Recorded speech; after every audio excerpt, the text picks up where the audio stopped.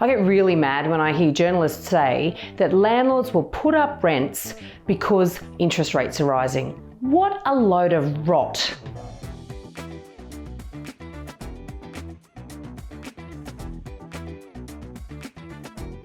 If only it was so easy. Landlords can only put up rents when and if market demand will support those increasing rents. Otherwise, their property will sit vacant while tenants sign leases for more affordable homes. It's just market economics.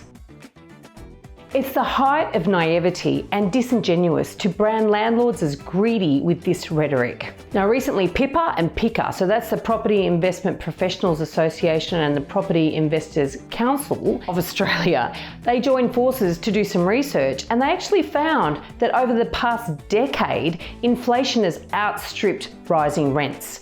In fact, by a margin of 2 to 1. And that decade includes the rapidly rising rents of 2021 and rising inflation of 2022. This report is a sobering reminder that landlords can only actually charge what the market will bear, not whatever they like.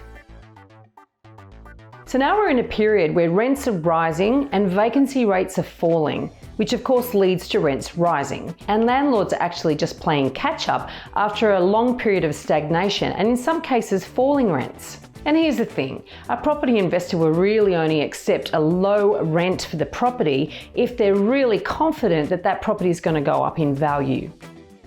Otherwise, they'll do what a lot of them did in the last boom. They'll cash out, which is one of the reasons that we actually have falling vacancy rates, because a lot of property investors really haven't actually made a great investment decision. Their properties may not have gone up in value as they expected, and all the while they've been copping low rents. And that's in a time when interest rates have been low. And now that interest rates are rising, many property investors who know deep down that they don't actually hold a great asset, they're going to be thinking about getting out of the market. Because many property investors make mistakes, but they don't realize it until it's too late.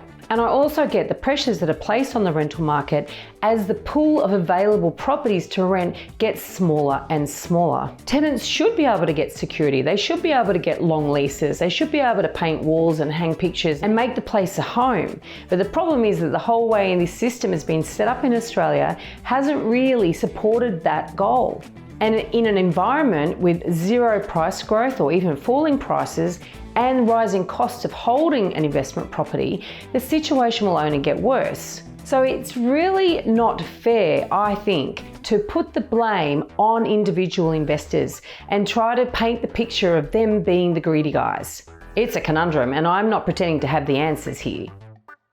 I just wish that there was more of a recognition of the role that individual investors play in providing rental accommodation in this country. It's a bit disingenuous to complain about fat cat landlords on one hand, and then in the next breath complain about vacancy rates that are falling and rents that are rising. And I'm looking at you, news outlets. I'm all for more truth, transparency, and trust in the property industry. And if you want to join the conversation, leave a comment, reach out. Love to hear from you.